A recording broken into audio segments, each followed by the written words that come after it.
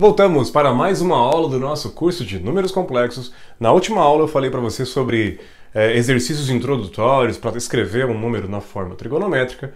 Nós temos o caso mais básico em que o livro vai falar assim, ó, o módulo é tanto, o argumento vale tanto, escreva na forma trigonométrica. Te mostrei um caso mais elaborado, que é o que nós vamos trabalhar novamente aqui nesta aula, que é aquele que ele te dá um número na forma algébrica. E aí ele fala assim, ó, escreve na forma trigonométrica, se vira aí. E aí você vai fazer todos aqueles cálculos e vai conseguir escrever. Essa segunda forma de apresentar é a mais elaborada e quem consegue fazer essa faz a outra tranquilamente. Então por isso nós vamos voltar a falar dela. Mas agora com um pouco mais de base. Na aula anterior eu só mostrei as duas maneiras pelas quais você pode ser cobrado. Agora eu vou pegar a segunda maneira, que é aquela mais bacana, e vou te dar toda a base que você precisa para responder qualquer exercício, resolver qualquer exercício desse tipo. Primeiro, forma algébrica, que é como o exercício vai iniciar. Ele vai te dar lá o número complexo z igual a 2 mais 3i. Forma algébrica. X e y são números reais, i é a unidade imaginária, x é a parte real, y é a parte imaginária. Tudo isso você já sabe, nós falamos sobre isso em todas as aulas, tá? Forma trigonométrica de um número complexo z é o módulo de z vezes todo esse parênteses aqui, cosseno de θ, mais i seno de θ, onde θ é esse ângulo chamado argumento. Ângulo formado entre o módulo de z e o eixo real. E o que é o módulo de z mesmo? A distância entre o afixo e a origem do plano complexo. E o que é o afixo? O ponto que representa o número complexo z no plano complexo. Tudo bem? O ponto que representa o número complexo no plano complexo. Espero que isso não tenha ficado muito complexo. Tudo um psh. Começando. Então, para a gente escrever esse número bonitinho desse jeito, eu preciso calcular o módulo de z. Como eu calculo o módulo de z? Tá aqui, ó. Por teorema de Pitágoras, hipotenusa ao quadrado é igual ao quadrado de um cateto mais o quadrado do outro. Esse quadradinho eu passei para lá calculando a raiz quadrada. É assim que a gente faz. Cosseno de θ, x sobre o módulo de z. Cateto adjacente ao ângulo, esse aqui que vale x, porque vai de 0 a x, sobre a hipotenusa, que é módulo de z. Seno de θ, que eu também preciso, y sobre módulo de z. Seno, cateto oposto, é esse aqui, que vale y, porque vai de 0 até y, sobre a hipotenusa, que é módulo de z. Note que são três continhas básicas para chegar nesse formato aqui. E dessas três, duas são bem parecidas. Seno e cosseno, que são irmãos, na verdade, né? O seno e o cosseno são irmãos, estão sempre lado a lado. Se você entende um, entende o outro. O problema é que geralmente o aluno não entende um e não entende o outro. Mas você entende. Então, vamos lá, começando. Vou pegar aqui uns probleminhas do livro. Ele fala assim no primeiro. Obter o módulo e o argumento do número complexo z igual a raiz de 2 mais i raiz de 2 e colocá-lo na forma trigonométrica. Vou separar aqui, ó. Então o número complexo z foi dado na forma algébrica e é esse número aqui, ó. Raiz de 2 mais i raiz de 2. Geralmente o i fica aqui, mas quando a parte imaginária é um número irracional, os livros costumam colocar ele antes. É assim como quando você tem 2 raiz de 2. Você escreve assim, né? Deixa eu mudar aqui para não ficar muito 2. Você escreve assim e não assim. Embora dê na mesma, mas geralmente por uma questão de estética, talvez, a raiz, o número irracional, fica à direita. Vamos lá. Como que a gente vai fazer então? Para escrever isso aqui na forma trigonométrica, eu sei que a minha resposta precisa do módulo de z. Z é igual ao módulo de z vezes o cosseno de θ mais i seno de θ. É o que está aqui. Como que eu vou buscar cada um deles? Módulo de z, vou calcular aqui primeiro, tá? Calcular aqui embaixo, depois eu ponho a resposta aqui. Módulo de z, raiz quadrada de x ao quadrado mais y ao quadrado. Tá aqui. Então, o módulo de z será igual a raiz quadrada. Quanto vale o x? X é a parte real. Se você não quer dar chance para o azar, coloca um x aqui, ó, e um y aqui, só para você lembrar, tá bom?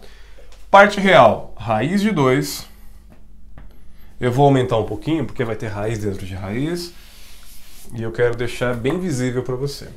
Então, o módulo de z será igual a raiz quadrada de raiz quadrada de 2 elevado a 2. Esse é o x. Mais y ao quadrado. O y também é raiz de 2. Então, raiz quadrada de 2 também elevado a 2 elevado ao quadrado. Dando uma aceleradinha, isso aqui vai dar 2, isso tudo aqui também vai dar 2, 2 mais 2 dá 4. Vou colocar aqui, ó, 4, o módulo de z, então,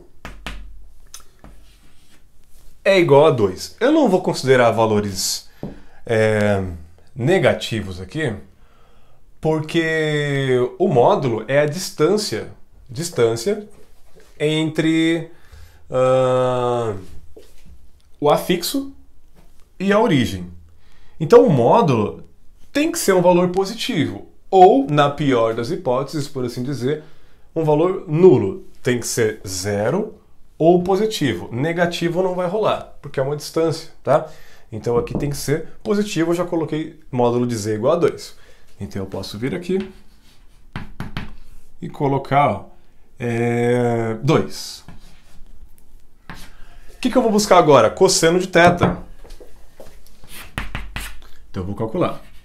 Cosseno de θ é igual a x sobre módulo de z. Aí você continua. Cosseno de θ é igual. Quanto vale o x? Novamente, raiz de 2. Eu ia falar raiz de 2 sobre 2. Mas raiz de 2 sobre 2 já é o valor que vai dar aqui tudo, né? O valor de x é raiz de 2. O módulo de z, nós já calculamos 2. Agora sim, né? Beleza, deixa isso aqui. Vamos para o próximo. Seno de θ. Y sobre o módulo de z. E aí você vai percebendo que aquela fórmula monstruosa que te dava aquele medo inicial, na verdade é bem tranquila. Quanto vale y? Raiz de 2. Então você vai lá e coloca raiz de 2. Módulo de z, 2. E aí vem a pergunta. Primeiro, a leitura. Existe um ângulo cujo cosseno é raiz de 2 sobre 2. Existe um mesmo ângulo, porque é θ e θ, a mesma letra. Existe esse mesmo ângulo, tem seno igual a raiz de 2 sobre 2. Qual é o ângulo que tem senos e cossenos, que tem seno e cosseno iguais? 45 graus, tá? 45 graus. Então, isso daqui, ó, eu vou colocar aqui, ó. θ é igual a 45 graus. Θ em radianos vale π sobre 4. Tudo bem? Agora isso eu trago para cá. Cosseno de π sobre 4 mais I seno de π sobre 4. E agora eu vou te dar um bônus, que é o seguinte. Primeiro um comentário. Parte real e parte imaginária iguais é coincidência, tá? Você sabe muito bem, x é o número real, y é o número real. Podem ser iguais, mas geralmente são diferentes. Aqui esse exercício acabou coincidindo, mas é só uma coincidência, é um caso particular. Vamos lá. O bônus. Qual que é o bônus? Eu te ensinei a transformar um número complexo da forma algébrica para trigonométrica. E para voltar, como será que eu devo fazer? Para sair da trigonométrica para a algébrica. Isso serve como exercício, porque o exercício pode falar assim, ó, transforme um número complexo z igual a módulo de z, cosseno de θ, mais seno de θ, na forma algébrica. Escreva na forma algébrica, ou seja, é a volta. E também serve como verificação, porque mesmo que o exercício te peça para fazer daqui para cá, o que te garante que você acertou? Faz a prova real, né? A chamada prova real é um termo antigo, mas é a verdade. Como que você vai fazer? Bastante simples. pega esse número na forma trigonométrica, tem um espacinho ali, acho que dá para fazer, e aí você vai fazer isso daqui, ó. Z igual a 2 vezes cosseno de π sobre 4. Cosseno de π sobre 4, cadê, ó? Π sobre 4, cosseno de π sobre 4, porque θ é π sobre 4, que é o 45, raiz de 2 sobre 2.